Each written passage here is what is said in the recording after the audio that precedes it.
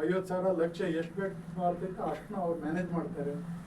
ಮತ್ತೆ ಅವನು ಡೆತ್ ಏನಾರಾದ್ರೆ 8 ಲಕ್ಷ ಕೊಡ್ತಾರೆ. ಅವನು ಅರ್ಧ ಮುರ್ಧ ಇಲ್ಲ ರಸ್ತೆ ಬರೋಕ್ರೆ ಸತ್ತು ಹೋದಂದ್ರೆ 1.25 ಲಕ್ಷನೂ ಎಷ್ಟ ಕೊಡ್ತಾರೆ ಅವನ ಹೆಂಡತಿಗೆ.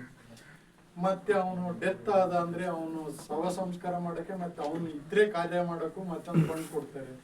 ಇವೆಲ್ಲ ಫಂಡು ಯಾರಿಗೆ ಕೊಡ್ತಾರೆ? ಕಟ್ಟಡ ಕಾರ್ಮಿಕರು ಕೊಡ್ತಾರೆ. ನೀವ್ ಯಾವ ಕಾರ್ಮಿಕರು? ಈ ಜನ ತಿನ್ನ ಕೂಳನ್ ಬೆಳೆಯ ಕಾರ್ಮಿಕರು. ಯಾರಿಗೆ? ರೈತ ಬೆನ್ನೆಲುಬು ಅಂದ್ರೆ ಇದು ಏನು ಯೂರಿಯಾ ಗೊಬ್ಬರ ಮಾಡಕ ಬೆನ್ನೆಲುಬು ಅಂತ ಹೇಳೋದು. ರೈತ ಎಲ್ಲಾ ಬೆಳೆನು ಮಾಡಿ ಬೆವರು ಸುರಿಸಿ ಇವ್ರಿಗೆ ಊಟ ಮಾಡಕ್ ಕೊಡ್ತಾರೆ. ನಂದೊಂದು ಪ್ರಶ್ನೆ, ನಾವು 4 ಜನ ಮನೆಗಿದೀವಿ ಈಗ, ಸುಬ್ಬಣ್ಣ, ನಾನು, ಚೌಡಪ್ಪ ಇವರೆಲ್ಲ ಇದೀವಿ ಅಂತ ಹೇಳಿರಿ. 4 ಜನ ಮನೆಗೆ ಒಬ್ಬನ ಕುರಿ ಕಾಯಕ್ಕೆ, ದನ ಕಾಯಕ್ಕೆ, ಗದ್ದೆ ಮಾಡಕ್ಕೆ, ತೋಟದ ಕೆಲಸ ಒಬ್ಬರು ಮಾಡಕ್ಕೆ ಅಂತ ಕೊಟ್ಟಿರ್ತಾವ. ನಾವು ತೋಟದ ಕೆಲಸ ಸಿಕ್ಕಾಪಟ್ಟೆ ಇನ್ಕಮ್ ಬರ್ತೈತಿ. ದನ ಕಾಯಕ್ಕೂ ಇನ್ಕಮ್ ಬರೋದಲ್ಲ, ಕುರಿ ಕಾಯಕ್ ಸ್ವಲ್ಪ ಬರ್ತೈತಿ ಅದಾ. ಹಿಂಗೆ ಆ ಇನ್ಕಮ್ನೆಲ್ಲ ಅಣ್ಣ ತಮ್ಮದಿರು ಹಂಚಿಬೇಕಾ?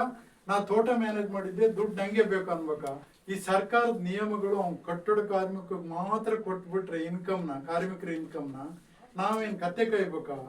ನಾವು ಬೆಳೆದಿರೋ 20 ರೂಪಾಯಿ ಭತ್ತನ ತಗೊಂಡು ಅವ್ರು ಮಂಡಕ್ಕಿ ಮಾಡ್ತಾರೆ, ಅಕ್ಕಿ ಹಿಟ್ ಮಾಡ್ತಾರೆ, ರಾಗಿ ಹಿಟ್ ಮಾಡ್ತಾರೆ, ಅದ್ಮೇಲೆ GST ಹಾಕ್ತಾರೆ. ನಮ್ದು ಹೋಗೈತಿ, ನಾವು ಕಾರ್ಮಿಕರಲ್ಲ.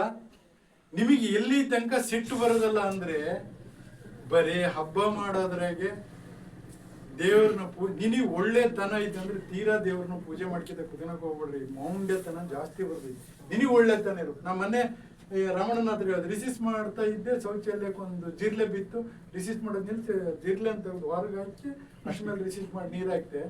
ರಮಣ, ನಾನು ಏನಾರು ಕಷ್ಟಪಟ್ರೆ ಜೀರ್ಲೆನ ಕುಡ್ಸಕ್ಕಾಗತ್ತೆ, ರೆಡಿ ಮಾಡಕ್ಕಾಗತ್ತೆ ಮಾರಿ ಬರ್ತಾ ಒಂದು ಜೀವ ಕೊಟ್ಟೆ. ಹೆಗಣ ಹಿಡಿತ್ ನಾನು ಊರಿಗೆ ಕಾರ್ ಮೇಲೆ ತಗೊಂಡೋಗಿ ಆ ಸಾಮುಕೇರಿ ಹತ್ರ ಅಂದ್ರೆ ನಮ್ಮನೆ ಮಿಸ್ಕೇಡ್ ಆಗ್ಲಿ ಅಂತ ಅಲ್ಲ, ನಮ್ಮನೆ ಮಿಸ್ಕೇಡ್ ಆಗ್ಲಿ, ಸಾಯಿಸೋದ್ ಬೇಡ, ಬದುಕೇಳಲಿ ಅಂತ. ಹಂಗಿರೋದ್ರಿಂದ ನಿಮಗೆ ಸಿಟ್ಟು ಎಲ್ಲಿ ತನಕ ಬರೋದಿಲ್ಲ. ನೀವು ನಿಜವಾಗ್ಲು ಹಿಂದೆ ಉಳ್ಕೊತೀರಿ. ನಿಮಗೆ ನೀವು ಹಿಂದೆ ಉಳ್ಕೊನ ಕಾರಣನೇ ನಿಮಗೆ ಸಿಟ್ಟಿಲ್ಲ.